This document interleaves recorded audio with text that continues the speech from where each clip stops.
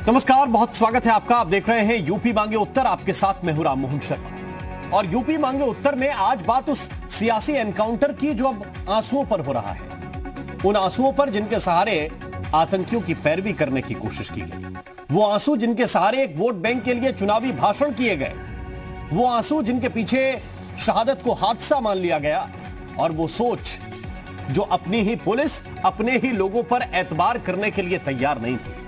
दिग्विजय सिंह, ममता बनर्जी, सलमान खुर्शीद, जब जब बाटला हाउस का नाम आएगा ये चेहरे भी आपको याद आते रहेंगे।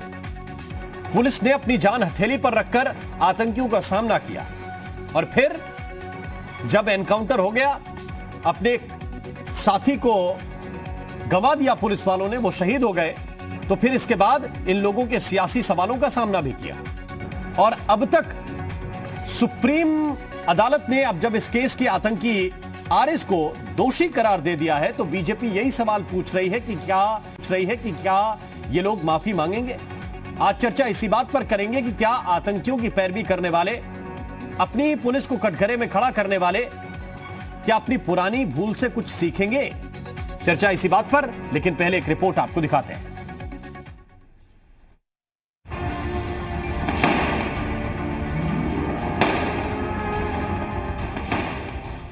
19 सितंबर 2008 की सुबह दिल्ली के बाटला हाउस से गोलियों की तड़तड़ाहट की आवाज के साथ दो खबरें एक साथ आईं। पहली तो ये कि दिल्ली पुलिस के जवानों ने 2 आतंकी मार गिराए हैं, तो दूसरी ये कि 2 आतंकी पुलिस इंस्पेक्टर मोहन चंद्र शर्मा को गोली मारकर फरार हो गए। इंस्पेक्टर मोहन चंद्र शर्मा की शहादत के बावजूद सियासतदान ये मानने को तैयार नहीं थे कि एनकाउंटर सही हुआ। दिग्विजय सिंह ने तो सिर पर गोली लगने पर ही सवाल पूछ लिया था, तो ममता बनर्जी समेत कई नेताओं ने सही जांच की मांग उठाई। मैंने खुद ने वो फोटोग्राफ देखी है जिसमें एक लड़के के केवल सर पे गोली लगी। दहशतगर्दी में एनकाउंटर होता है तो यहाँ गोली लगना नामुमकिन है। सेंट्रल गवर्नमेंट का इंक्वायरी और पॉलिटिकल इंक्वायरी नहीं चाहते। सेंट्रल गवर्नमेंट का पास मांग है जुडिशियल इंक्वायरी करो और दोषी व्यक्ति को खिलाफ में कार्रवाई करो। All the minorities are not criminal। लेकिन सबसे ज्यादा हैरानी तब हुई जब तत्कालीन कैबिनेट मंत्री सलमान खुर्शीद ने बताया कि सोनिया गांधी एनकाउंटर में मारे गए आतंकी की तस्वीर देखकर रो पड़ी थीं। सोनिया गांधी जी को उस हादसे की हमने तस्वीरें दिखाई तो उनके आंसू फूट पड़े और उन्होंने हाथ जोड़कर कहा कि ये तस्वीर मुझे मत दिखाओ। अब जब सुप्रीम कोर्ट ने आरोपी आरिज खान को दोषी करार दिया है, तो बीजेपी हमलावर है। केंद्रीय मंत्री रविशंकर प्रसाद कांग्रेस से सवाल पूछ रहे हैं। एक बहुत बड़े आतंकवादी को यह बड़ी सजा मिली है 100 से अधिक गवाही के आधार पर, साइंटिफिक एविडेंस के आधार पर, मेडिकल एविडेंस के आधार पर, तो क्या यह पार्टियां माफी मांगेगी? हम डिमांड कर रहे हैं, ममता जी क्या माफी मांगेंगी? Sonia Gandhi ji, will you apologise? जब सुप्रीम कोर्ट ने मामला साफ कर दिया, तो AIMIM के चीफ असदुद्दीन ओवैसी भी कह रहे हैं कि सवाल तो आंसू वालों से ही पूछा जाना चाहिए। अब इन लोगों का जवाब मैं कहां दे सकता हूं प्रसाद साहब, उनसे ही पूछ लो। आप अपने दिल्ली ब्यूरो को बोलो, आप उनको जो रोए, या जुडिशरी का जजमेंट है मानना पड़ेगा, और जो भी डिससेटिस्फाइड होगा उसको अपील करने का मौका है, सुप्रीम कोर्ट तक जा सकते हैं आप। ओवैसी कानूनी अधिकारों के इस्तेमाल की बात भी कह रहे हैं, लेकिन बाटला को कभी बड़ा मुद्दा बताने वाली कांग्रेस, दिल्ली पुलिस पर सवाल उठाने वाली कांग्रेस, आंसुओं की बात बताने वाली कांग्रेस, बाटला का चुनावी फायदा लेने वाली कांग्रेस फिलहाल खामोश है। और सुप्रीम फैसले के बाद बीजेपी हमलावर, तो सवाल ये, क्या अब वोट बैंक के लिए आतंकियों की पैरवी करने वाले सबक सीखेंगे? ब्यूरो रिपोर्ट, जी मीडिया।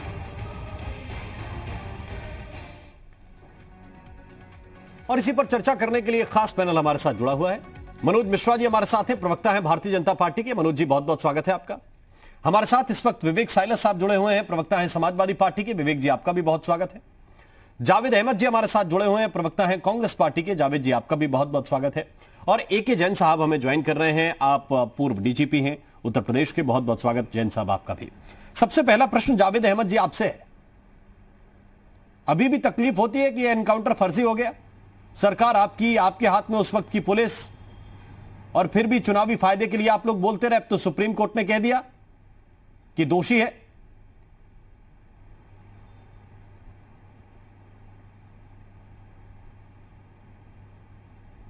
जावेद अहमद जी, देखिए राम मोहन जी, बहुत स्पष्ट सी बात है, आरोप के लिए आरोप कोई भी लगाता रहे। क्या आदरणीय सोनिया जी का कोई विजुअल है रोते हुए? क्या सोनिया जी ने इस संबंध में कभी कोई बयान दिया है? ये दो चीज़ें, और उससे महत्वपूर्ण चीज़ें, ये घटना दिल्ली में किस केंद्र की सरकार किसकी थी? कांग्रेस की थी, यूपीए की थी। जिस समय यह घटना हुई दिल्ली पुलिस उसके अधीन थी जी। अगर केंद्र सरकार की या सोनिया जी की या कांग्रेस की मंशा आतंकियों की रक्षा की होती, उनको बचाने की होती, तो जो दिल्ली पुलिस ने शुरुआती जांच जिस दिशा से बढ़ाई थी, तो क्या आज न्यायालय में वह दोष मुक्त नहीं हो गए होते? अगर कांग्रेस की मंशा पर सवाल उठ रहा है, अगर कांग्रेस की नीयत पर सवाल उठ रहा है, तो अगर दिल्ली पुलिस ने लापरवाही की होती शुरुआती जांच में, तो क्या न्यायालय आज उनको दोष सिद्ध करने का काम कर पाता? नहीं कर पाता।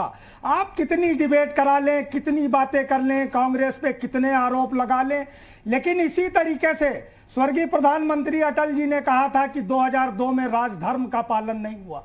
किस नैतिकता की बात वो लोग करते हैं? और राजधर्म के पालन न कर पाने का आरोप किसी छोटे मोटे नेता ने नहीं लगाया था। सलमान खुर्शीद साहब, सभी दल आपके लिए एविडेंस नहीं है।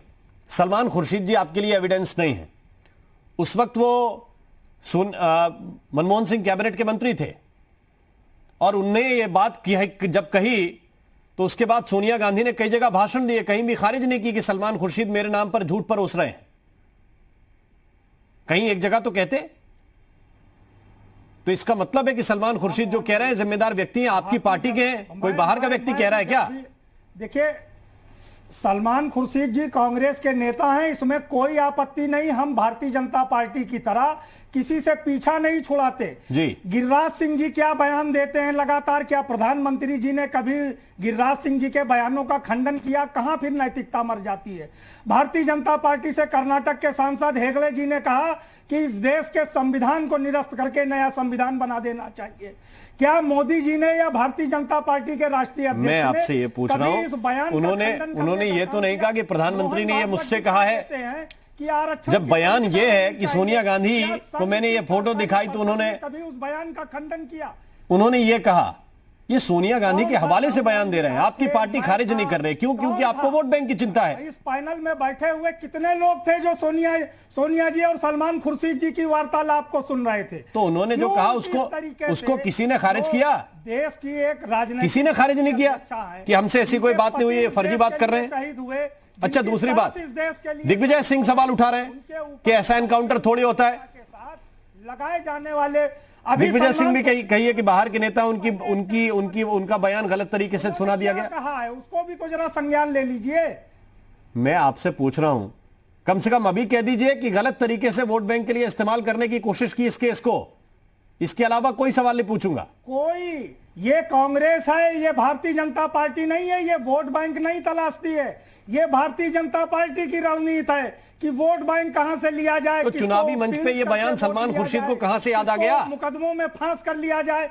मेरा एक सवाल शुभेंदु अधिकारी के विरुद्ध 2019 से लोकसभा के स्पीकर के पास मुकदमा दर्ज करने की अनुमति के लिए एक फाइल पड़ी हुई है सीबीआई की, क्यों नहीं दी जा रही है? क्यों अनुमति नहीं दी गई?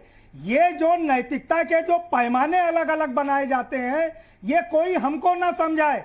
मुकुल राय के साथ क्या हुआ शारदा चिटफंड में, हेमंत बिस्वा शर्मा के साथ क्या हुआ, जो भारतीय जनता पार्टी की वॉशिंग मशीन के अंदर से आकर निकल जाता है वो बिल्कुल साफ सुथरा हो जाता है और हम पर आरोप लगाए जाएंगे। हमारा आखिर कब तक आप इम्तिहान लेंगे भारतीय जनता पार्टी की दिल्ली की एडवाइजरी पर? राम मोहन जी, बड़े सवाल। मनोज मिश्रा जी, देश उन मुद्दों से जूझ रहा है, देश समस्याओं से जूझ रहा है, उस पर कोई बहस नहीं होती है। बहस इस बात पर है जब दोष सिद्ध हुआ तो इस दोष सिद्ध करने में दिल्ली पुलिस का योगदान था। जो उसी दिल्ली पुलिस पे तो सवाल उठा रहे थे आप के अधीन उस समय, उसी दिल्ली पुलिस पे तो सवाल उठा रहे थे। भी दिल्ली सरकार ने अगर चाह लिया, जो एनकाउंटर करने के लिए पुलिस वाले गए उनकी भूमिका पे सवाल उठा रहे थे, जिनमें से महेश चंद्र शर्मा वहीं पे शहीद हुए।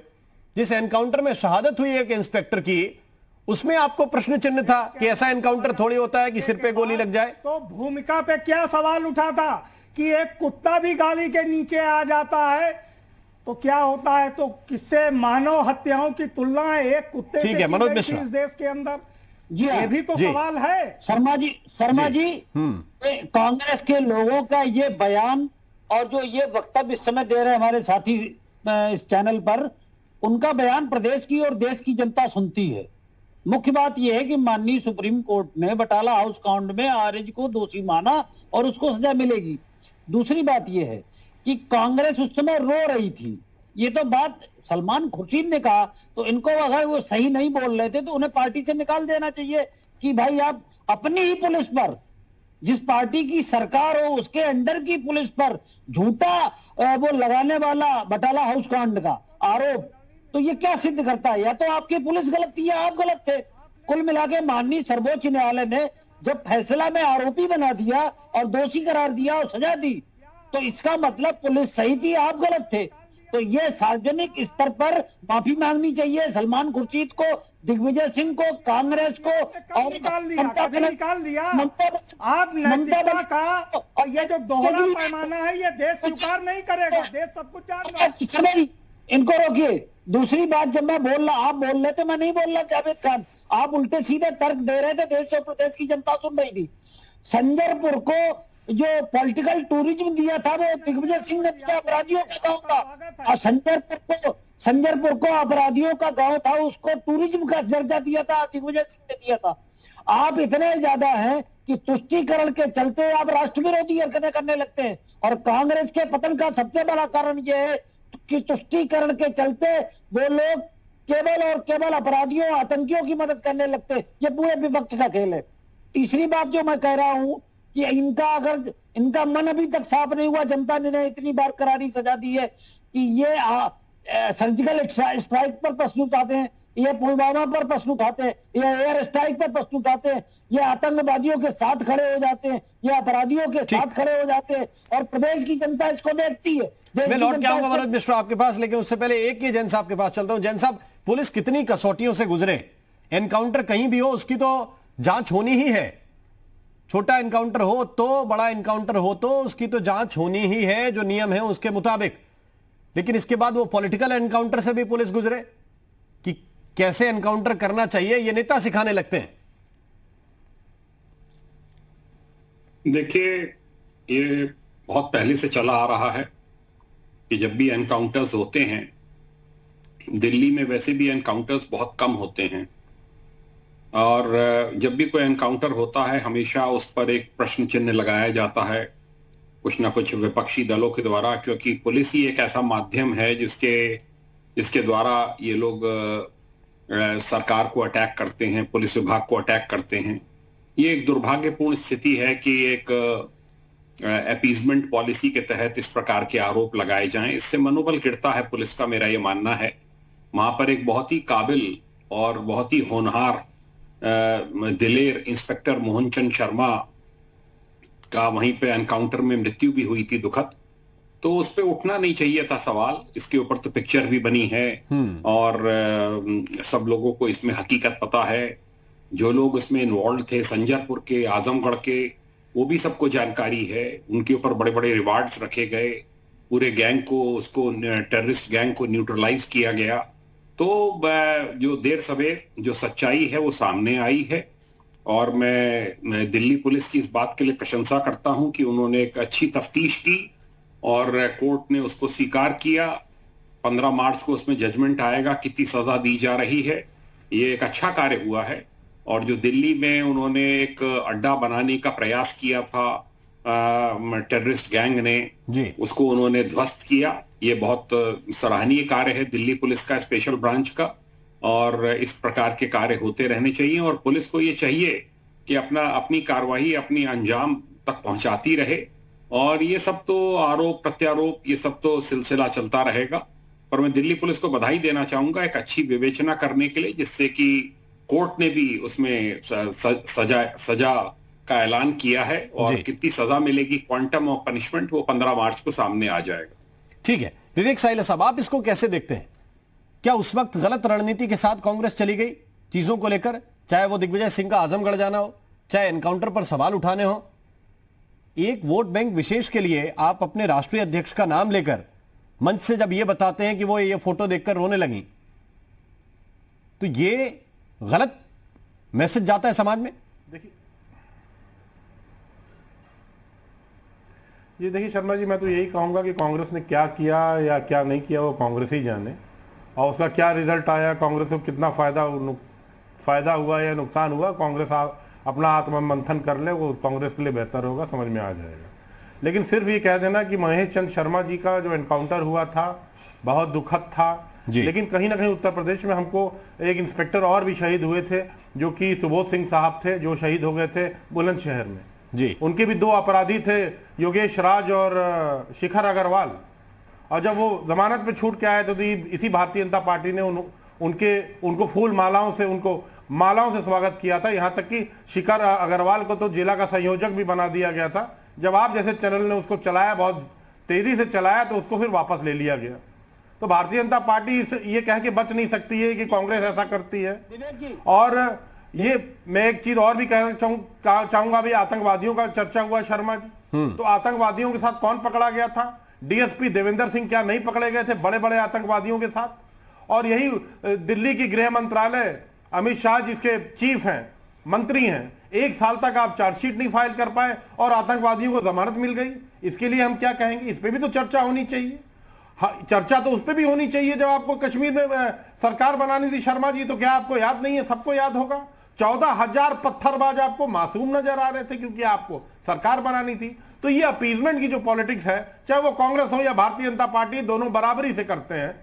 तो सिर्फ कांग्रेस पे दोष दे देना या किसी और पार्टी पे दोष दे देना, ममता दी पे दोष दे देना ठीक नहीं है। इस तरह की और इससे भी ज्यादा घिनौनी राजनीति भारतीय जनता पार्टी खुद करती है। मैंने 3 प्रमाण आपको दे दिए, आप 34 प्रमाण, आपकी डिबेट ही कम पड़। मनोज मिश्रा जी, कब आ जाएगी? क्या बोलेंगे? जी शर्मा जी, इन लोगों को शहीद इंस्पेक्टर का नाम तक सही नहीं मालूम।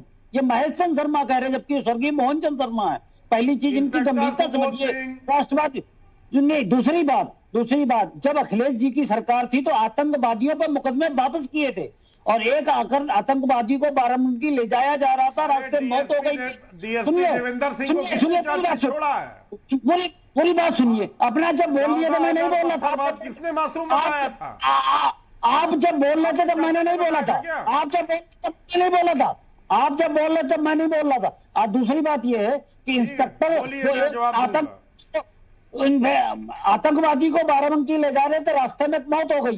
तो एडीजी लॉ एंड ऑर्डर बजलाल जी ने अपने बयान में कहा है कि उनके सहित कई पुलिसकर्मियों को अखिलेश सरकार ने मुकदमा कर दिया था क्योंकि आतंकवादी मर गया था। तो ऐसा नहीं कि केवल कांग्रेस अपराधियों आतंकवादियों के साथ खड़ी होती, समाजवादी पार्टी उससे ज्यादा खड़ी होती है।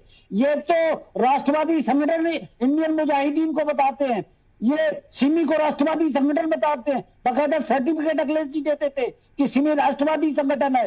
तो इस तरह के विपक्ष को उत्तर प्रदेश की जनता ने, देश की जनता ने कूड़ेदान में भेज दिया है, और ये कूड़े से कभी नहीं निकल पाएंगे जब तक ये राष्ट्रवाद की बात नहीं करेंगे, ये बाहर नहीं आएंगे और उत्तर प्रदेश की जनता से माफी नहीं मांगेंगे, देश की जनता से माफी नहीं मांगेंगे, तब तक इस देश का लोकतंत्र इनको स्वीकार नहीं करेगा। विवेक साइलस रिस्पॉन्ड कर रहे हैं आपको। विवेक साइलस जी, देखिए, भारतीय जनता पार्टी को सिर्फ तुष्टीकरण, जात धर्म की राजनीति के सिवा कुछ बताने को शर्मा जी है नहीं। अभी ये लोग पीएफआई के पीछे भी पड़े हुए हैं कि पीएफआई ऐसी है, पीएफआई ऐसी है। मनोज मिश्रा शांत हो जाइए, सुनिए जी। मैं चुप हो गया था, अब शांत हो जाइए, जरा सुन लीजिए। आप मुझे भी शांति से सुन लीजिए। मिश्रा जी शांत हो जाइए, मैंने बड़ी शांति से आपकी बातों को सुना। जी बोलिए। आप एक और शर्मा जी, ये लोग एक और संगठन को लेकर आते हैं बीच में, पीएफआई ने ये कर दिया, पीएफआई ने वो कर दिया, पीएफआई आतंकवादी संगठन है, लेकिन उसको कभी बैन नहीं करते हैं। उत्तर प्रदेश में आज तक पीएफआई बैन नहीं हुआ। गृह मंत्रालय ने, केंद्र सरकार ने आज तक पीएफआई को बैन नहीं किया। अगर वो आतंकवादी संगठन है तो क्यों नहीं बैन करते हो? सच्चाई है शर्मा जी, सिर्फ ये मुद्दा बना के रखना चाहते हैं ताकि वक्त जरूरत पे तुष्टीकरण की, जात धर्म की घिनौनी राजनीति जो भारतीय जनता पार्टी हमेशा करती आई है उसको बढ़ावा दिया जा सके। इसके सिवा भारतीय जनता पार्टी को करने को, बताने को, बूझने को कुछ नहीं है। और एक बात और याद दिला दूं शर्मा जी, आपको तो अच्छी तरह से याद होगा, जब पुलवामा का अटैक हुआ था 14 फरवरी को, तो 24 फरवरी को हिंदुस्तान के अंदर रमेश कुमार वकवानी आए थे, जो कि पाकिस्तान के सांसद थे, इमरान खान की पार्टी के सांसद थे। उनके आगे इसी भारतीय जनता पार्टी ने लाल कारपेट बिछाई थी सिर्फ 10 दिन बाद। क्यों बिछाई थी, कैसे बिछाई थी, क्या कनेक्शन था, आप बताइए ना। आईएसआई से जांच कराने वाले लोग, आईएसआई को आमंत्रित करने वाले लोग यहां बैठ के बात करते हैं। 14,000 पत्थरबाजों को मासूम बताने वाले लोग, महबूबा मुफ्ती से के साथ मिलकर सरकार बनाने वाले लोग यहां बैठ के बात करते हैं। देवेंद्र सिंह के खिलाफ आप चार्जशीट 1 साल तक नहीं दाखिल कर पाए। ठीक, इंस्पेक्टर सुबोध सिंह के हत्यारों को आपने माला पहना दिया, पदाधिकारी बना दिया, और यहां बैठ के आप बात करते हैं। यह कहां की राजनीति है? ठीक, मनोज मिश्रा, इनका जो ये जो बोलते हैं वो प्रदेश की जनता भी देखती है, इसलिए इनकी मजबूरी है, क्योंकि ये तुष्टीकरण से इतने डूबे हुए हैं कि राष्ट्र धर्म इनको याद ही नहीं आ रहा, और जनता याद दिला रही राष्ट्र धर्म। आपको 46 में भेज दिया उत्तर प्रदेश, इसके बाद भी तुष्टीकरण इनका खत्म नहीं हो रहा। ये आतंकवादियों के साथ खड़े होकर राष्ट्र विरोधी हरकतों में शामिल हो जाते हैं। ये सर्जिकल स्ट्राइक पर प्रश्न उठाते हैं, ये एयर स्ट्राइक पर प्रश्न उठाते हैं, और पुलवामा अटैक को साजिश करार देते हैं। आखिर इनको देश की जनता कब तक बर्दाश्त करेगी? परिणाम यह है कि या तो राष्ट्रवादी होइए, राष्ट्र के बारे में चिंतन करिए, आतंकवादियों का साथ छोड़िए और तुष्टीकरण से दूर होइए, और आप एक जायज बात करिए कि जिसने जो गलत, एक छोटा सा ब्रेक लेना, ब्रेक के बाद सभी मेहमान हमारे साथ बने हुए हैं। सवाल इसी बात को लेकर कि क्या अब इसके आगे सबक लिया जाएगा ऐसे फैसलों से, ऐसी बातों से जिसको लेकर आपके ऊपर प्रश्न उठे, और सर्वोच्च अदालत जब फैसला सुनाए तो आपको पीछे हटना पड़े, आपको जवाब न सूझे। क्या इससे सबक लिया जाएगा? एक छोटे से ब्रेक के बाद तुरंत हाजिर होते हैं।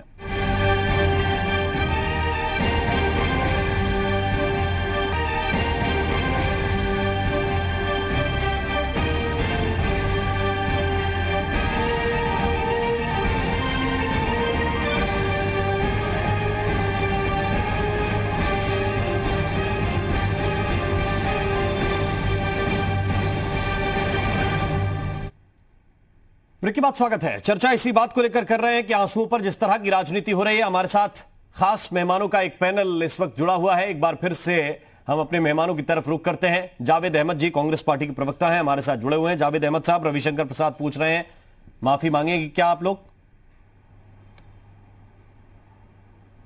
नहीं, राम मोहन जी, आदरणीय मनोज जी, बीच में इंटरप्ट मत कीजिएगा। रविशंकर प्रसाद जी क्या उस दिन के लिए माफी मांगेंगे जब 1942 से लेके और 14 अगस्त को जब देश की आज़ादी का मामला हल हुआ, और जिस समय देर रात में प्रधानमंत्री जवाहरलाल नेहरू जी भाषण दे रहे थे संसद के अंदर, 42 में आपने भारत छोड़ो आंदोलन का विरोध किया, संघ ने अंग्रेजों का साथ दिया। जिस समय देश की आज़ादी संसद में जश्न के साथ ये देश मना रहा था, उस समय समाजवादियों के साथ यही आरएसएस और हिंदू महासभा के लोग ये आजादी झूठी है का नारा लगा रहे थे बड़े गर्व के साथ। उसमें कौन क्या समाजवादी साथ में थे? लिए माफी मांगेंगे? क्या श्यामा प्रसाद समाजवादी साथ में थे, ये भी बताते जाइए। 9 अगस्त 42 को उनके आदेश से गोलियां चल रही थी बंगाल में, तो क्या उसके लिए माफी मांगेंगे?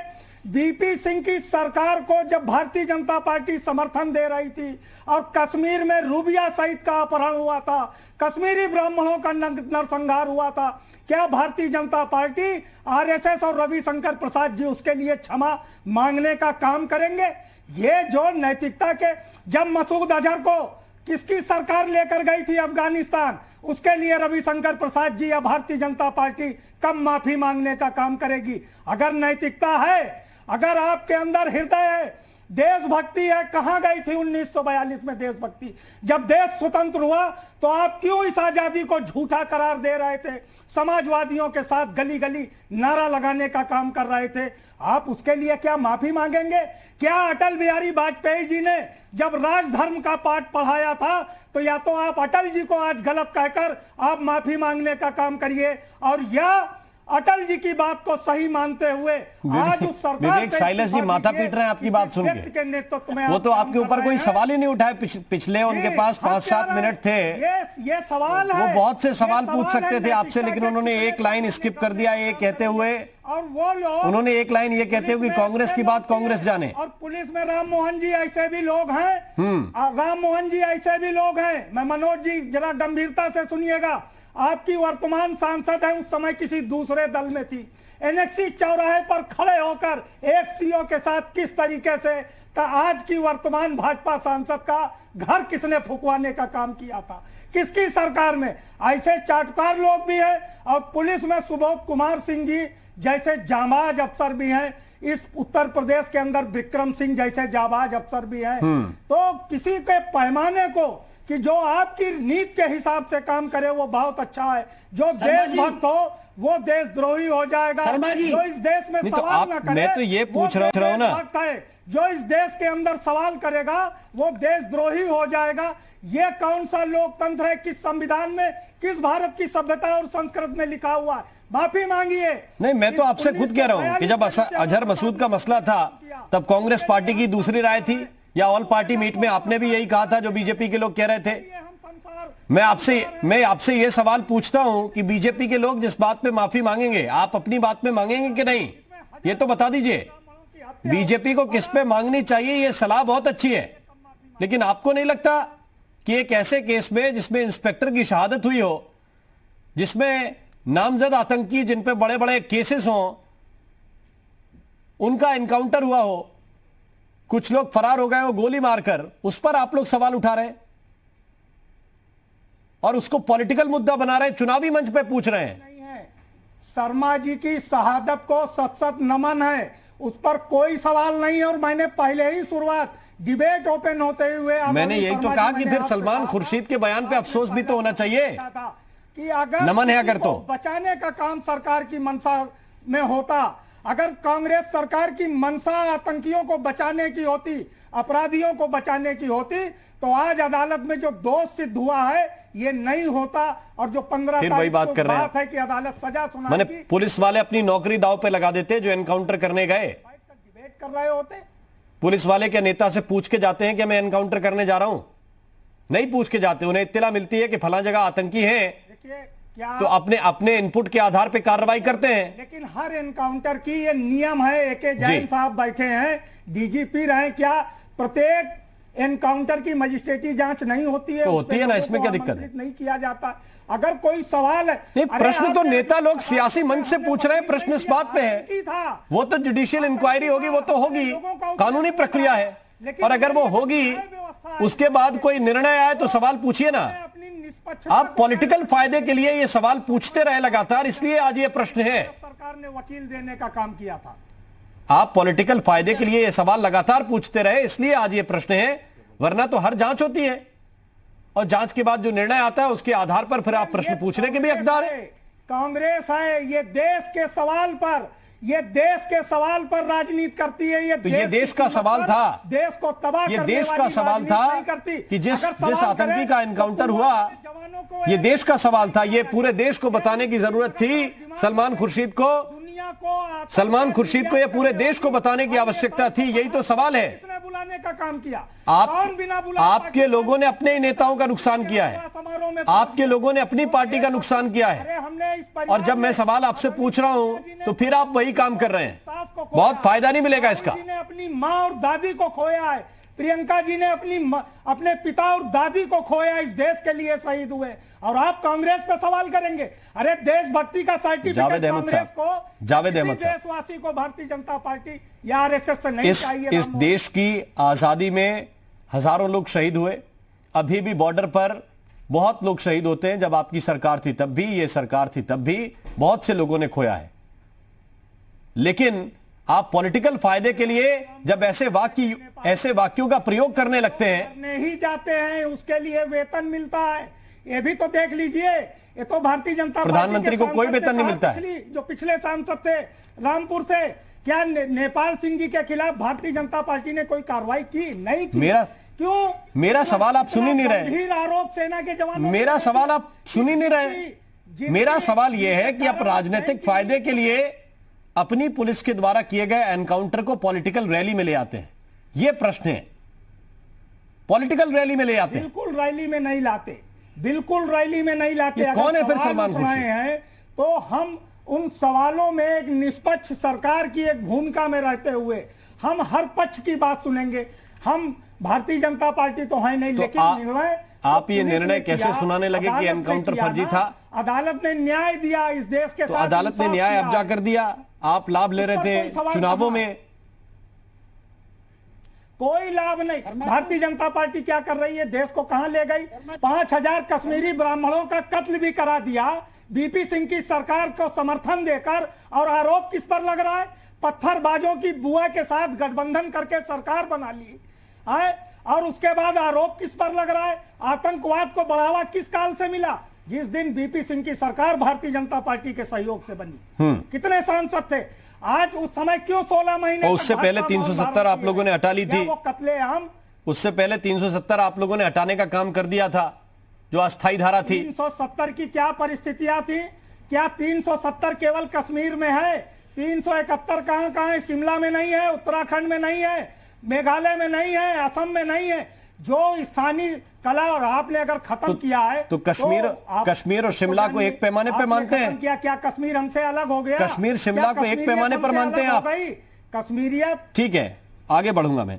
AK जैन साहब, जिन्ना और सावरकर को कांग्रेस नहीं मानती, जिन्ना और सावरकर को भारत नहीं मानता। 2 नेशन थ्योरी की जो परिभाषा है वो सावरकर ने स्थापित की और उसको समर्थन जिन्ना ने दिया। जिन्ना के साथ कौन राजनीति कर रहा था? देश का बंटवारा किस आधार पर हुआ? उस वक्त देश का नेतृत्व किन हाथों में था? ये भी तो बताइए। बता दीजिए। ये भूल जाते हैं ये बताते वक्त भी। देशद्रोही जब 2 नेशन थ्योरी लेके आते हैं तब ये बता देते हैं कि देश का हम नहीं उस वक्त जाते। मुस्लिम लीग की सरकार किसके हाथ में था? नेतृत्व किसके हाथ में था? वो भारत में रह गए। नेतृत्व किसके हाथ में था? के मामलों का हमने मंत्री बनाया। नेतृत्व किसके हाथ में था? कांग्रेस का दम था। ये आपके हाथ में था ना नेतृत्व? जब बटा, जब कश्मीर की समस्या खड़ी हुई तो आपके हाथ में नेतृत्व था?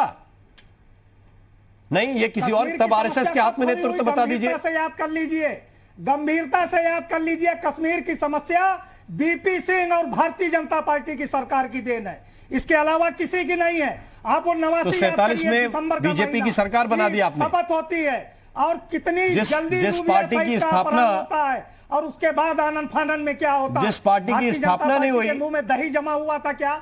उनके जावेद अहमद साहब में दही जमा हुआ था? कुछ भी बता रहे हैं, इतिहास के विद्यार्थी हैं और ज्यादा कुछ नहीं है तो लोगों के पास गूगल तो है ही। कांग्रेस उन घटनाओं का सब सुन रहे हैं, विरोध कर रहे हैं। आप बता रहे हैं कश्मीर की समस्या बीजेपी की देन है। अगर कश्मीर की समस्या बीजेपी की देन है तो उसका कब गठन हुआ, यही तारीख गूगल करा दीजिए। मैं बोल तो रहा हूं कि 89 में हुई कश्मीर की समस्या। अद्भुत है आपका ज्ञान। मैं AK जैन साहब वापस आता हूं एनकाउंटर पहले की घटनाएं बताइए। 89 में आतंकवाद ने रफ्तार पकड़ी। 47-48 में क्या हुआ? नहीं याद है आपको? इसको ये अध्ययन का विषय कर लीजिए। तो वही तो मैं पूछ रहा हूं, 47-48 में क्या हुआ? कश्मीर की समस्या कहां से बनी? ये नहीं बता पाएंगे आप इतिहास के विद्यार्थियों को? शर्मा जी नहीं, ये क्यों नहीं बता पाएंगे? नहीं बता पाएंगे आप, क्योंकि 47-48 में जो हुआ उसके लिए आप अपनी जिम्मेदारी मानेंगे नहीं। पाकिस्तान की सेना ने कबायलियों के भेष में हमला किया और हमने उसका मुकाबला किया। क्या मुकाबला किया आपने?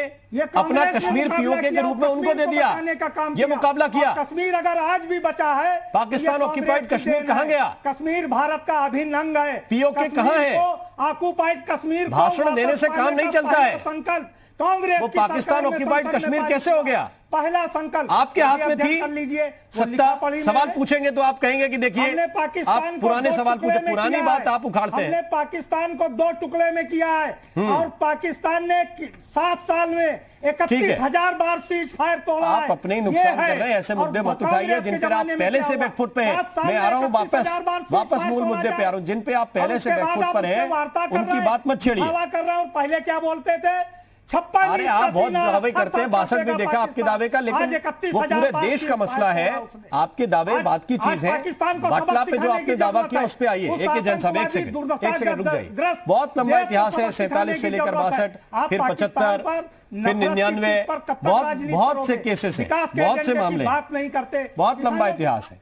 मैं जैन साहब आपसे ये जानना चाहता हूं कि एनकाउंटर की जो भी प्लानिंग होती है वो आपके इनपुट्स के आधार पर है। कई बार ऐसा होता है कि अचानक आपको कोई खबर मिली कि कहीं पर आतंकियों ने स्टे किया है, वो कुछ करने वाले हैं, तो उस वक्त आप सिर्फ अपने अफसर को इत्तला करने के बाद निकल जाती है आपकी टीम, वो तब नहीं देखते। और ये जो तर्क दे रहे हैं कांग्रेस पार्टी के प्रवक्ता कि देखिए हमने पैरवी की, तो भाई जिस टीम ने एनकाउंटर किया वो अपनी चीजें तो दांव पर नहीं लगा देगी, अपनी सर्विस, अपनी नौकरी और देश का गौरव दांव पे नहीं लगाएंगे वो आपके पॉलिटिकल फायदे और नुकसान के लिए। वो तो सही चीजें रखेंगे अदालत में, या ये भी उम्मीद की जाती है पुलिस वालों से कि देखिए नहीं, पॉलिटिकल फायदे के लिए आप चीजें रखिए सामने? देखिए, 2-3 तरह से एनकाउंटर्स होते हैं। एक तो कोई सटीक सूचना प्राप्त हुई तो बहुत शॉर्ट टर्म में तैयारी की गई, फोर्स को इकट्ठा किया गया और रेड की गई। दूसरा ये होता है कि इंटेलिजेंस होती है कि अगर इस पे कार्रवाई तत्काल ना हुई तो ये कोई बड़ी घटना कारित कर सकते हैं, इसी इरादे से इकट्ठे हुए हैं। तीसरा होता है कि सूचना मिल जाती है अपुष्ट और उसको धीरे धीरे डेवलप किया जाता है, और डेवलप करके जब ये कंफर्मेशन मिल जाता है अगल बगल पड़ोसियों से, औरों से, या जो स्पॉटर्स लगाए जाते हैं चिन्हित करने के लिए स्पॉटर्स के द्वारा कि हाँ इस समय ये लोग सब के सब इकट्ठे हैं।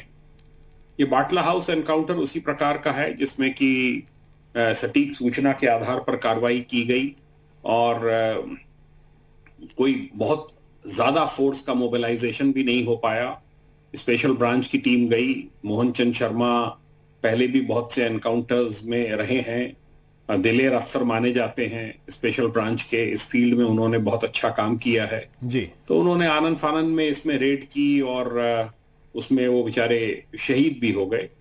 तो ये एनकाउंटर्स में कोई ये कहना कि एनकाउंटर्स में जाने से पहले कुछ चुनिंदा लोगों को ही केवल पता होता है, सीनियर्स में भी, कि इस प्रकार की रेड होने जा रही है, जिससे कि वो भी मेंटली प्रिपेयर्ड रहें।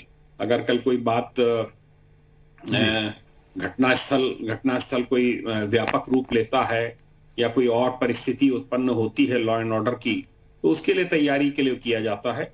तो ये एक सटीक सूचना के आधार पर ये कार्रवाई की गई थी और इसमें पॉलिटिकल लीडरशिप या किसी को भी कोई जानकारी इस आशय की नहीं रहती है। ये तो लोकल एक दिल्ली पुलिस कमिश्नर या उनके अधीनस्थों के आधार पर उनके उसी तंत्र में ये सूचना रही होगी और ये कार्रवाई की गई है। ठीक है, विवेक साइला साहब, आप तो इतना ख्याल रखते हैं, आपने शुरुआत में भी थोड़ा माइलेज दिया कि कांग्रेस की कांग्रेस जाने, लेकिन जब यह कहा जाता है कि समाजवादी लोगों ने कुछ नहीं किया, बाकी लोगों ने कुछ नहीं किया, जो किया वो कांग्रेस के लोगों ने किया, समाजवादी लोग तो नारे लगाते रहे बीजेपी वालों के साथ मिलकर, माने संघ के लोगों के साथ मिलकर, तब ये मैं सवाल पूछता हूं कि आप क्यों इतना बचते हैं कांग्रेस की बात करने से? क्यों इतना बचते हैं? क्योंकि आपको जब चुनाव लड़ना है उत्तर प्रदेश में तो यही पार्टी है जो सबसे ज्यादा नुकसान करेगी। विरोध का बीजेपी का जो वोट है वो यही लोग काटेंगे। इतना बचते क्यों? देखिए शर्मा जी, मैं तो सीधे सीधे कहूंगा, देखिए इसको राजनीतिक तौर पे इसको मत जोड़िए। फायदा नुकसान बात की बात है, किसको फायदा होगा किसको नुकसान होगा, तुष्टीकरण की राजनीति समाजवादी पार्टी नहीं करती है और ना करेगी, ना कभी आप देखेंगे। सवाल तो जैसे मैंने पहले उठाया, मैं तो सिर्फ मनोज मिश्रा साहब से 2-3-4 सवाल पूछे थे, वो जवाब नहीं दे पाए। फिर दोबारा पूछ रहा हूं कि इंस्पेक्टर सुबोध सिंह को कब न्याय मिलेगा, आप बता दें। और दर्शकों की जानकारी के लिए मैं बता दूं, शर्मा जी आप तो जानते ही होंगे अच्छी तरह से, आप सीनियर एंकर हैं, कि शहीद सुबोध सिंह ने इनके विधायक संगीत सोम के खिलाफ भी कंप्लेंट की थी कि उन्होंने दंगा भड़काने के लिए क्या क्या किया। शहीद सुबोध सिंह ही वो इंस्पेक्टर थे जिन्होंने संगीत सोम के खिलाफ कंप्लेंट की थी और आज ही संगीत सोम को क्लीन चिट मिल गई क्योंकि सबूतों का अभाव था। हमको तो कहीं ना कहीं वहां भी साजिश नजर आती है, क्योंकि उनके जो दोनों अभियुक्त हैं योगेश राज और शिखर अग्रवाल, दोनों बजरंग दल और भारतीय जनता पार्टी से जुड़े हुए हैं तो कहीं ना कहीं ये तार मिलते हैं। और दूसरी बात जो मैंने पूछी थी मनोज मिश्रा साहब से कि डीएसपी देवेंद्र सिंह जिनको पाकिस्तानी आतंकवादियों के साथ पकड़ा गया था, उसके खिलाफ आप चार्जशीट क्यों नहीं फाइल कर पाए? उनको जमानत कैसे मिल गई? प्रभु जवाब तो दे दो, कैसे 1 साल चार्जशीट क्यों नहीं फाइल की? और पीएफआई आज तक हिंदुस्तान में या उत्तर प्रदेश में क्यों नहीं बैन हुआ? इसका जवाब दे दीजिए। क्योंकि ये तुष्टीकरण और जात और नफरत की राजनीति भारतीय जनता पार्टी करती है, इसीलिए इन मुद्दों को उठाई रहती है। मनोज मिश्रा, मैं गारंटी लेता हूं शर्मा जी की इन तीनों बातों का जवाब आने वाले समय में भी आपके डिबेट में नहीं दे पाए। मनोज मिश्रा जी से मैं ये सवाल पूछता हूं, लेकिन एक चीज बता दूं, क्लीन चिट का मसला जहां तक है और बरी होने का मसला जहां तक है, एक भारतीय जनता पार्टी के विधायक थे कृष्णानंद राय जी, उनका मर्डर कैसे हुआ था, कैसे गोलियां चली थी, ये उत्तर प्रदेश के किसी व्यक्ति को बताने की जरूरत नहीं, उसमें भी लोग बरी हो गए। जब जो साफ साफ चीजें उसमें बरी हो जाते हैं तो फिर कैसा कैसा इन्फ्लुएंस होता होगा, इसका सिर्फ अंदाजा लगा सकते हैं। जेल में हत्या हो तो गई, भारतीय जनता पार्टी की इतनी अच्छी कानून व्यवस्था है कि जेल में भी हत्या हो जाती है। ठीक, मनोज मिश्रा जी। सुनिए राममोहन जी, मुझे थोड़ा समय दे दीजिए कि विपक्ष में आरोप लगाने वाले बहुत हैं और भारतीय जनता पार्टी की बात रखने वाला मैं अकेला हूं जी, तो थोड़ा समय दे दीजिए। मैं ये सबसे पहले तो कांग्रेस के मित्र को बताना चाहता हूं कि जब सलमान खुर्शीद जी ने कहा था कि सोनिया की फोटो देख के आंसू निकल आए, तो ये आंसू पुलवामा के शहीदों पे नहीं निकले। ये आंसू जो छद्म युद्ध होते हैं बॉर्डर पर, उसमें जो सैनिक शहीद होते हैं उन पर नहीं निकलते हैं। ये केवल सैनिकों का मनोबल तोड़ते हैं। जब शहीद मोहन चंद शर्मा की शहादत बेकार कर देते हैं, उसका परिणाम ये होता है कि पुलिस बल का मनोबल टूटता है। की असफलता थी, विफलता थी, आप क्यों नहीं एयरलिफ्ट करा पाए? वो हमारे जवान जो शहीद हो गए वो लगातार जो है एयरलिफ्ट करने की मांग कर रहे थे, आप क्यों नहीं एयरलिफ्ट कर पाए?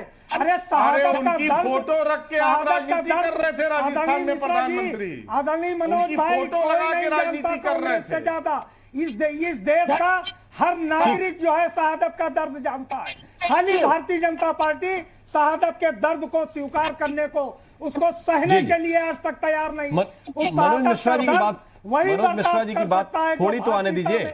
रचा और बसा होगा, जिसका सीना 56 इंच का होगा, कोई दूसरा नहीं कर सकता। ठीक है, मनोज मिश्रा जी की बात तो सुन लीजिए थोड़ी बहुत।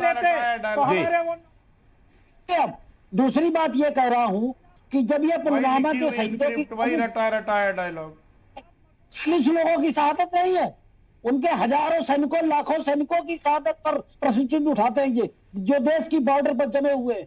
जब ये प्रश्नचिन्ह उठाते हैं सर्जिकल स्ट्राइक, एयर स्ट्राइक पर, तो केवल ये सर्जिकल स्ट्राइक, एयर स्ट्राइक पर प्रश्नचिन्ह नहीं उठाते, हमारे हजारों जवानों की, सैकड़ों लाखों जवानों के, उनके शौर्य पर, प्रशंसा पर, उनके त्याग पर, तप पर, बलिदान पर ये प्रश्नचिन्ह उठाते हैं।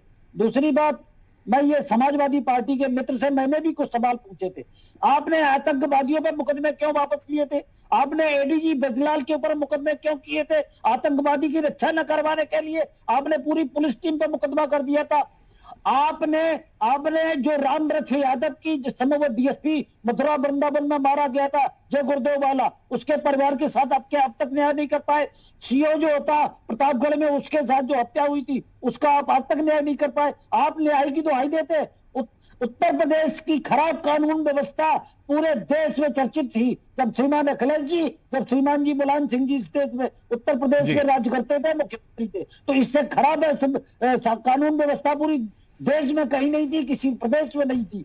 आप कहते थे लड़के हैं, लड़कों से गलतियां हो जाते हैं, आप ये कहते थे, उससे युवाओं का मनोबल बढ़ता था। समाजवादियों की चिंता है, आपको नफरत की राजनीति से चिंता है, भ्रम की नकारात्मक राजनीति की चिंता है, उस पर कोई जवाब नहीं है। जिस मनरेगा को आपने कांग्रेस का नहीं, आप अगर नफरत की बात करते हैं जावेद अहमद साहब, समय हमारे पास इतना ही है, रोजगार से जोड़ने का काम किया।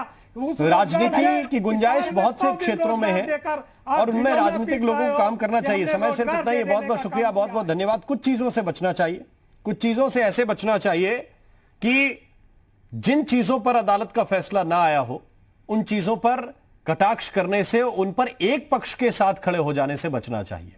और कम से कम ऐसे मामलों में जिनमें पुलिस की शहादत हुई हो, ऐसे मामलों में जिन पर आरोप आतंकवाद के हों, जिन पर आर्म्स एक्ट के मुकदमे दर्ज हों, ऐसे लोगों की पैरवी करने से बचना चाहिए, उनके घर जाने से बचना चाहिए, उनको पॉलिटिकल रैली में उनके लिए यह कहने से कि आंसू आ जाते हैं, यह कहने से बचना चाहिए। और अगर ऐसे बयानात कोई भी पार्टी दे, सिर्फ कांग्रेस की बात नहीं है, कोई भी पार्टी दे, उसे इनसे परहेज करना चाहिए, बचना चाहिए। क्योंकि आखिरकार आपको वोट जिनसे लेने हैं वो आम लोग हैं। वो जब देखते हैं कि जिस पुलिस वाले की शहादत हुई उस पर दर्द नहीं है, दर्द उन लोगों पर है जिनको गोली लगी, जिन पर आतंकी केस हैं, तो फिर वो अपने हिसाब से फैसला लेने लगते हैं, आपके हिसाब से नहीं।